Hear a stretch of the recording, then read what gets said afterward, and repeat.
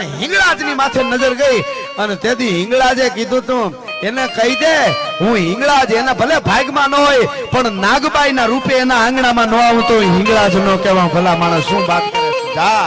અને આમ ચંદ્રા તૂટી આંખ ખોલી અને કીધું કે તારે ત્યાં દીકરી આવી છે 11 મહિને દીકરી આવશે આજથી 11 મહિના પછી અને એનું નામ નાગબાઈ રાખજે કારણ કે આ નાગા સાધુએ વચન આપ્યું છે તારે ત્યાં દીકરી થાય છે એનું નામ નાગબાઈ રાખજે